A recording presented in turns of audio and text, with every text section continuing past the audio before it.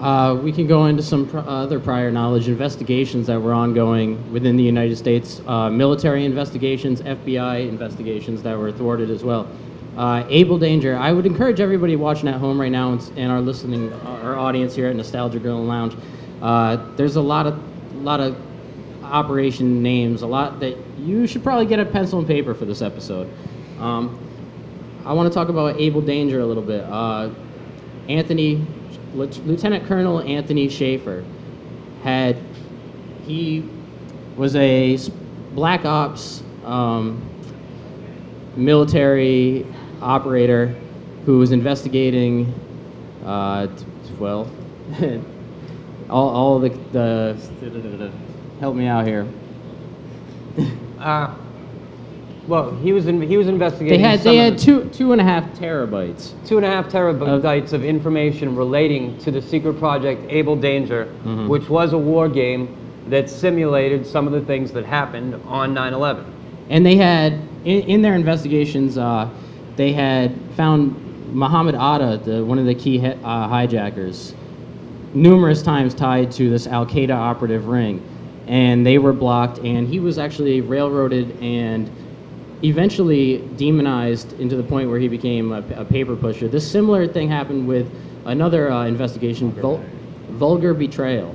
I believe the man leading the investigation was named Wright, and he was also, through the federal government, thwarted in his investigations. Again, going back to John O'Neill, it reminds me, there was another trail with the Israeli spy rings. This is all prior knowledge, and it sounds a bit confusing, but this was Michael Dick, I think his name was. He was investigating the Israeli spy ring that was ongoing in the United States that had actually given some information to the federal government prior to 9/11 about Al-Qaeda planning events in the U.S. Mike, would you like to go? Yes. So, going back to what he was saying about Operation Vulgar, what'd you call it? Vulgar Betrayal. Vulgar Betrayal. The man's name was Robert Wright. Robert Wright. And basically what he did, he found, he tracked the money, where it was going. And he went to his superiors to try to, basically stop these people from coming into the country. And they told him basically, no, we're gonna let them in. And after that, he kind of got a little suspicious of what was going on, and he tried warning the American people. And he was actually on, he had a lawyer by the name of Larry Klayman. He was on C-SPAN just after 9/11 in tears. The man was in tears because he said he tried to warn and they wouldn't allow him, and now basically did the same thing to him. They demonized him. He was a paper pusher. And then he tried to publish a book all about what he discovered and how he was thwarted. And every time he tried to, go to the superiors and go through the proper channels.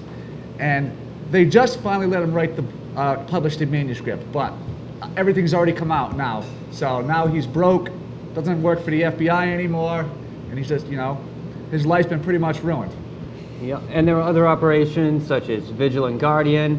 There were other things going on, such as a few days before 9/11, it was announced nationally that $2.3 trillion of money was missing from the Pentagon's black budgets, and the entire defense budget at that time was only $400 million. So a $400 million operation loses $2.3 trillion, and as Cynthia McKinney brought up to Donald Rumsfeld in congressional hearings, it was never spoken about again.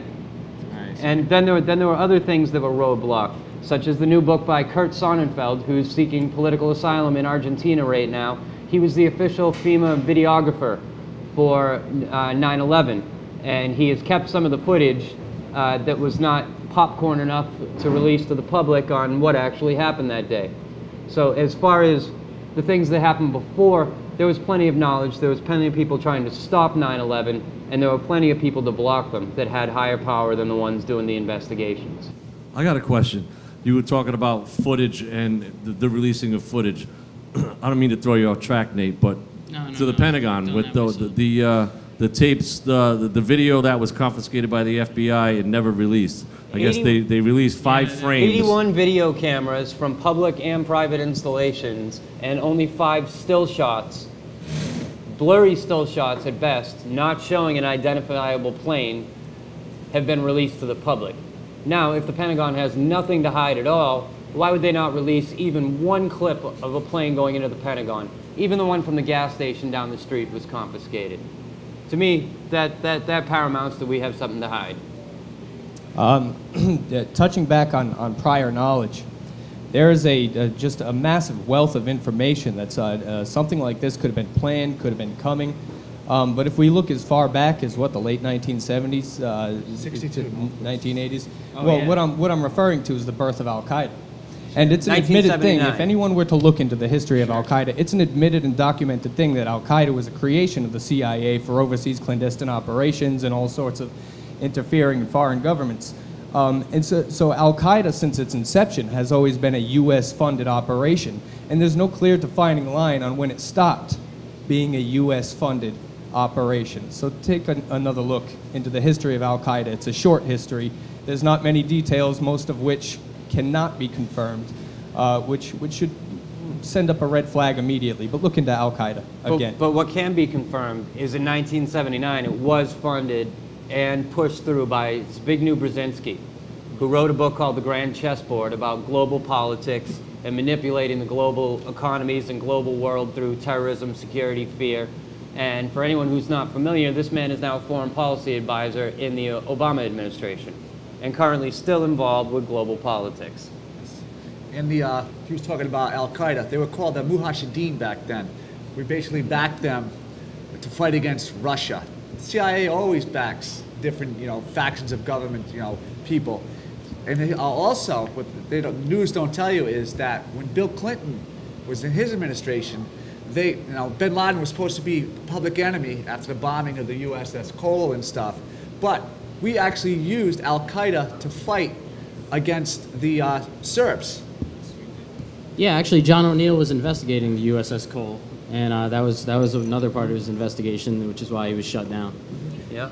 And then you have Ron Paul recently addressing in Congress how we have supported and funded Hamas.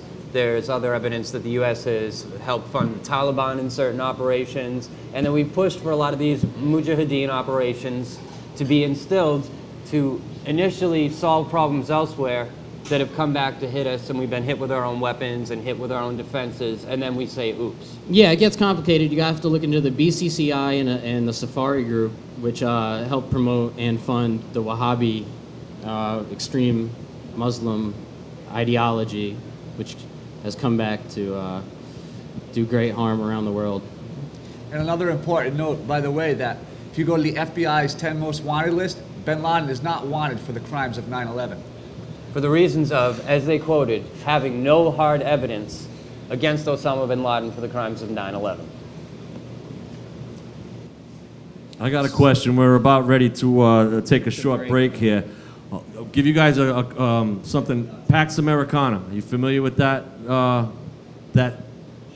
What is that? A theory? Is that a belief or something like that, or some kind of a? Is that like an Illuminati type thing? Or, No, it's basically. It's, all right. Well, we'll get to it, Mike, when we get back from the break. So hang with us and stay tuned for some more messages from We the People of RI.